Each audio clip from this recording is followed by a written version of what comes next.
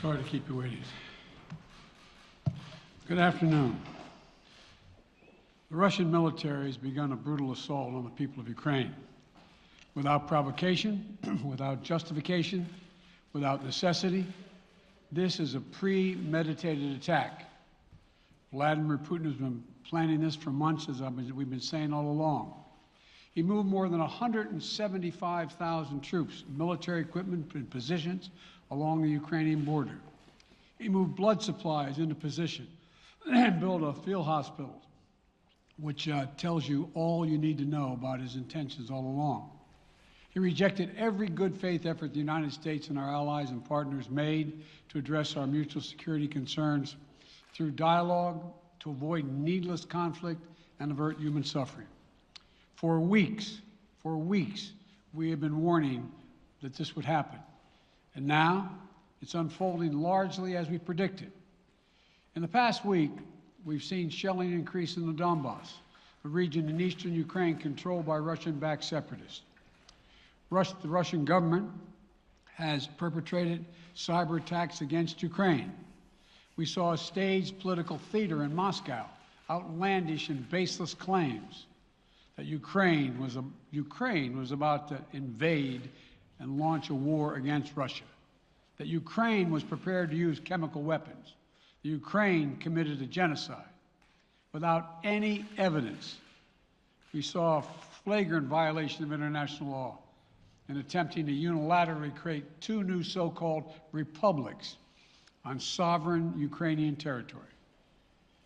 And at the very moment that the United Nations Security Council was meeting to stand up for Ukraine's sovereignty, to stave off invasion, Putin declared his war.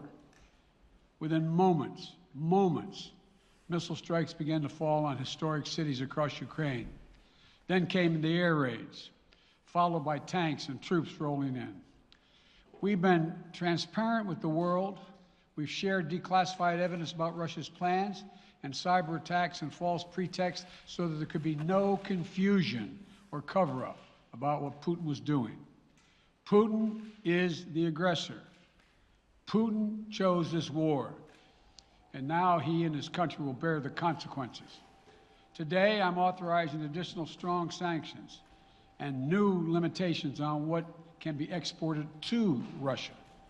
This is going to impose severe cost on the Russian economy, both immediately and over time. We have purposely designed these sanctions to maximize the long-term impact on Russia and to minimize the impact on the United States and our allies.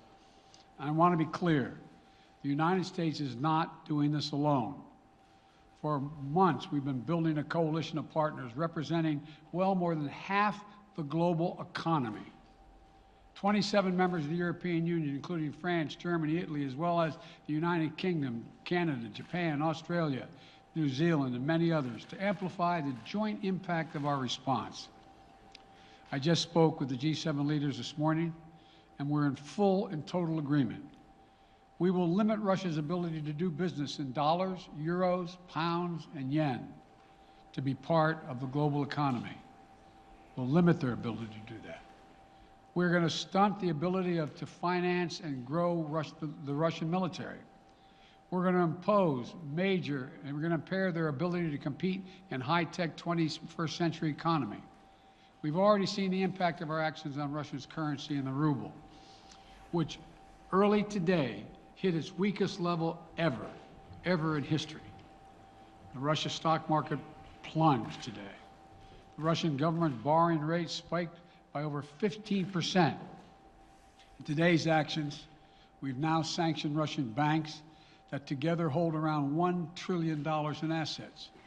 We've cut off Russia's largest bank, a bank that holds more than 1/3 of Russia's banking assets by itself, cut it off from the U.S. financial system. And today, we're also blocking 4 more major banks. That means every asset they have in America will be frozen. This includes VTB, the second largest bank in Russia, which has $250 billion in assets. As promised, we're also adding the names to the list of Russian elites and their family members that we're sanctioning as well. As I said on Tuesday, These are people who personally gain from the Kremlin's policies, and they should share in the pain. We will keep up this drumbeat of those designations against corrupt billionaires in the days ahead. On Tuesday, we stopped the Russian government from raising money from U.S. or European investors. Now we're going to apply the same restrictions to Russia's largest state-owned enterprises, companies with assets that exceed $1.4 trillion. Some of the most powerful impacts of our actions will come over time as we squeeze Russia's access to finances and technology for strategic sectors of its economy and degrade its industrial capacity for years to come. Between our actions and those of our allies and partners, we estimate that we'll cut off more than half of Russia's high-tech imports. It'll strike a blow to their ability to continue to modernize their military. It'll degrade their aerospace industry, including their space program. It'll hurt their ability to build ships, reducing their ability to compete economically. And it will be a major hit to Putin's long-term strategic ambitions. And we're preparing to do more. In addition to the economic penalties we're imposing, we're also taking steps to defend our NATO allies, particularly in the East. Tomorrow, NATO will convene a summit. We'll be there to bring together the leaders of 30 allied nations and close partners to affirm our solidarity and to map out the next steps we will take to further strengthen all aspects of our NATO alliance. Although we provided over $650 million in defensive assistance to Ukraine just this last year, let me say it again. Our forces are not and will not be engaged in the conflict with Russia in Ukraine. Our forces are not going to Europe to fight in Ukraine, but to defend our NATO allies and reassure those allies in the East. As I made crystal clear, the United States will defend every inch of NATO territory with the full force of American power. And the good news is, NATO is more united and more determined than ever. There is no doubt that the United States and every NATO ally will meet our Article 5 commitments, which says that an attack on one is an attack on all. Over the past few weeks, I ordered thousands of additional forces to Germany and Poland as part of our commitment to NATO. On Tuesday, in response to Russia's aggressive action, including its troop presence in Belarus and the Black Sea, I've authorized the deployment of ground and air forces already stationed in Europe to NATO's eastern flank allies, Estonia, Latvia, Lithuania, Poland, and Romania. Our allies have also been stepping up, adding the other allies, the rest of NATO, adding their own forces and capabilities to ensure collective defense.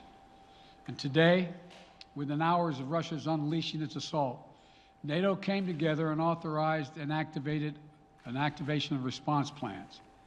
This will enable NATO's high readiness forces to deploy and when and where they are needed to protect our NATO allies on the eastern boundaries of Europe.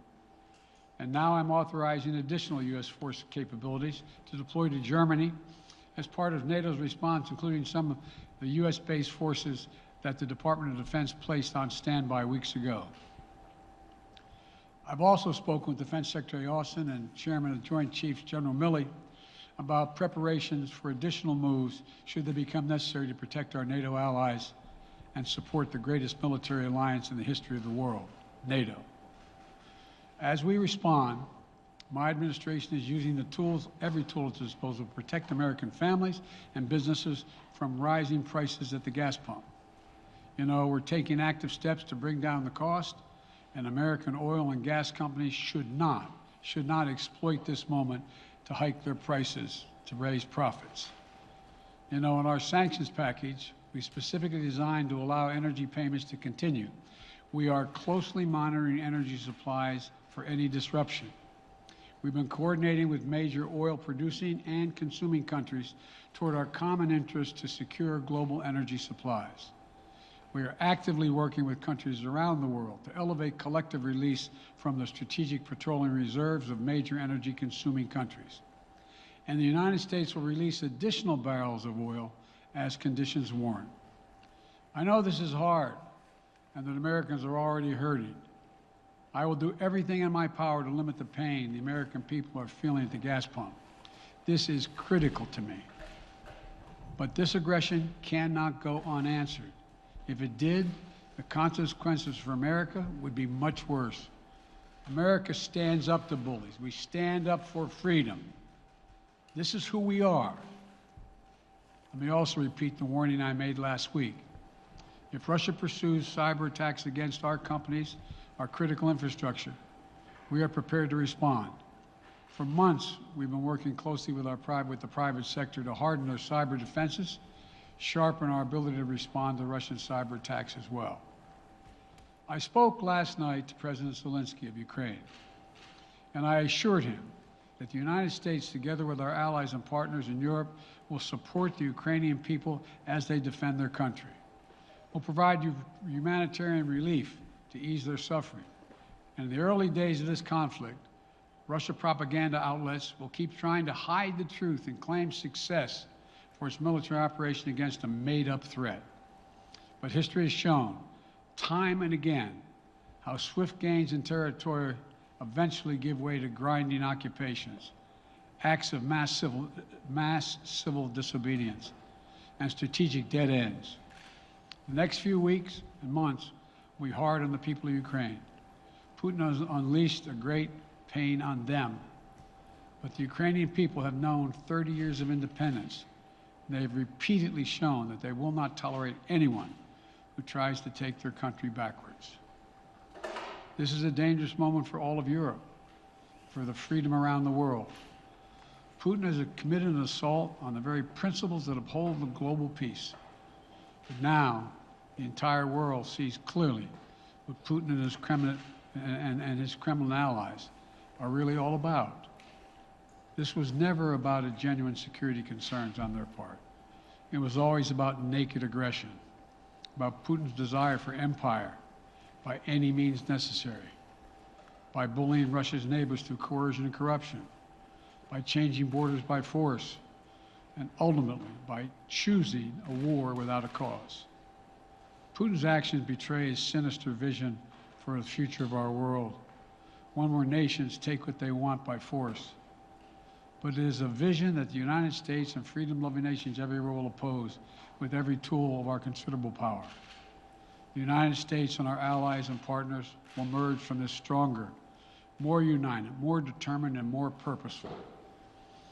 And Putin's aggression against Ukraine will end up costing Russia dearly, economically and strategically.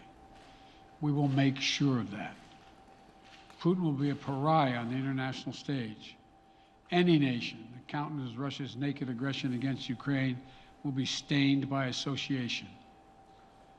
When the history of this era is written, Putin's choice to make a totally unjustifiable war on Ukraine will have left Russia weaker and the rest of the world stronger.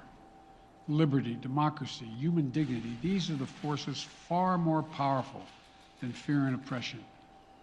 They cannot be extinguished by tyrants like Putin and his armies. They cannot be erased by from people's hearts and hopes by any amount of violence and intimidation. They endure. In the contest between democracy and autocracy, between sovereignty and subjugation, make no mistake, freedom will prevail. God bless the people of a free and democratic Ukraine, and may God protect our troops. Mr. President. Associated Press, Zeke. So do you have any plans to speak with President Putin at this point? And what interactions have you had with the Russian government? I heard the first part. Do I have any plans to speak with Putin at this point, and what? What communications have you had with the Kremlin as far as military operations in Ukraine and making sure this does not spiral into a larger conflict? Well, it's a large conflict already. The way we're going to ensure it's not going to aspire to a larger conflict is by providing all the forces needed in the Eastern European nations that are members of NATO. NATO is more united than it's ever been, and I have no plans to talk with Putin. Mr. President.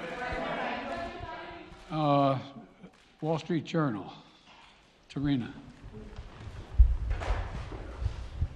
Mr. President, you didn't mention SWIFT in your sanctions that you announced. Is there a reason why the U.S. Isn't doing that? Is there a disagreement among allies regarding SWIFT and whether Russia should be allowed to be a part of it? The sanctions that we've proposed on all their banks have of equal consequence, maybe more consequence than SWIFT, number one. Number two, it is always an option, but right now that's not the position that the rest of Europe wishes to take. Cecilia Vega, ABC. Sir, sanctions clearly have not been enough to deter Vladimir Putin to this point. What is going to stop him? How and when does this end? And do you see him trying to go beyond Ukraine?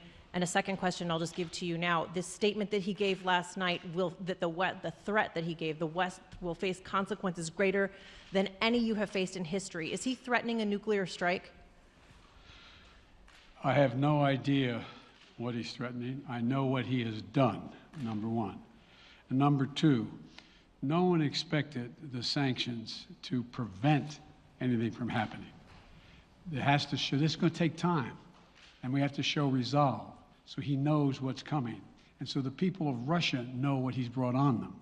That's what this is all about. This is going to take time. It's not going to occur, he's going to say, oh my God, these sanctions are coming, I'm going to stand down. He's going to test the resolve of the West to see if we stay together, and we will. We will, and it will impose significant costs on him. Will he go beyond Ukraine, sir? Do you see him going? Yes. Thank you. All right, two topics, just really quick. First, markets are down and gas prices are up. I know you always stress the difference between Wall Street and Main Street, but everybody seems to be in for some economic pain. How economically painful is it going to get for people in this country? And I do have one more question. First of all, there's no doubt that when a major nuclear power attacks and invades another country, that the world is going to respond, and markets can respond all over the world. So there's no doubt about that, number one. Number two, the notion that this is going to last for a long time is highly unlikely as long as we continue to stay resolved in imposing the sanctions we're going to impose on Russia, period. What's your next question? I'm sorry. The next question is, did you underestimate Putin, and would you still describe him the way that you did in the summer as a worthy adversary? At the time, he was, I made it clear, as an adversary, and I said he was worthy. I didn't underestimate him. And I've read most of everything he's written. Did you read the, I shouldn't, I'm not being a wise guy. You heard the speech he made, almost an hour's worth of speeches, why he was going into Ukraine. He has much larger ambitions in Ukraine. He wants to, in fact, reestablish the former Soviet Union. That's what this is about. And I think that his ambitions are completely contrary to the place where the rest of the world has arrived. And with his ambitions, you're confident that these devastating sanctions are going to be as devastating as Russian missiles and bullets and tanks? Yes, Russian bullets, missiles, and tanks in Ukraine. Yes, I am. Thank you, President Biden. If sanctions cannot stop President Putin, what penalty can? I didn't say sanctions couldn't stop him. You've been talking about the threat of these sanctions for several weeks now. Yes, but the threat of the sanctions and imposing the sanctions and seeing the effect of the sanctions are two different things. They're two different things. And we're now he's going to begin to see the effect of the sanctions.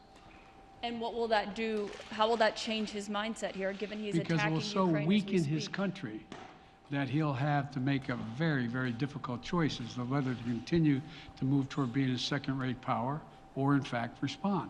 You said in recent weeks that big nations cannot bluff when it comes to something like this. You recently said that the idea of personally sanctioning President Putin was on the table. Is that a step that you're prepared to take? And if not, it's not a bluff, it's on the table. Sanctioning President Putin? Yes. Why not sanction him today, sir? Mr. President? Why not sanction him today, sir?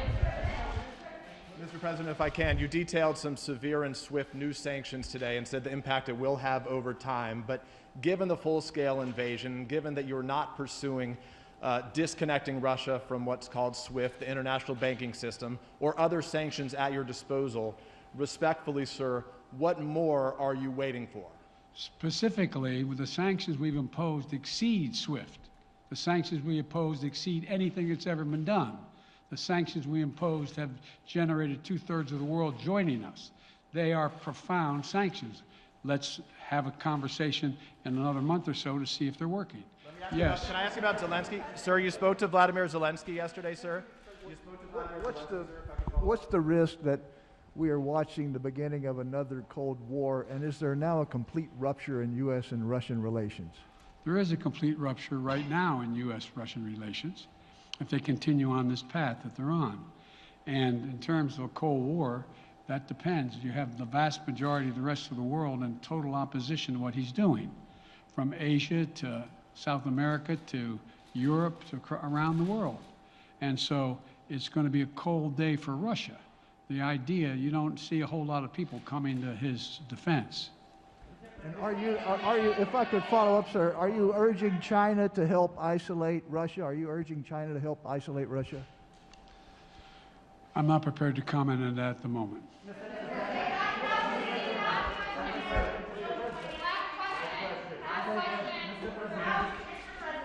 All right. No. Yeah. No. He's had his hand up a long time. Thank you, Mr. President.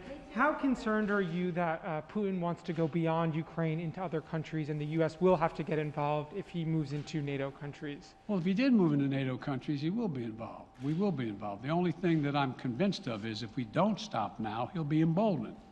If we don't move against him now with these significant sanctions, he will be emboldened. Look, you know, well, anyway. And can you talk anything more about your conversation? Mr. President.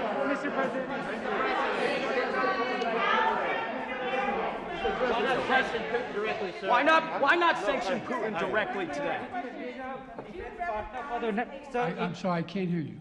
Sir, India, which is a major defense partner of the United States, is India fully with you on the issue of Ukraine and Russia?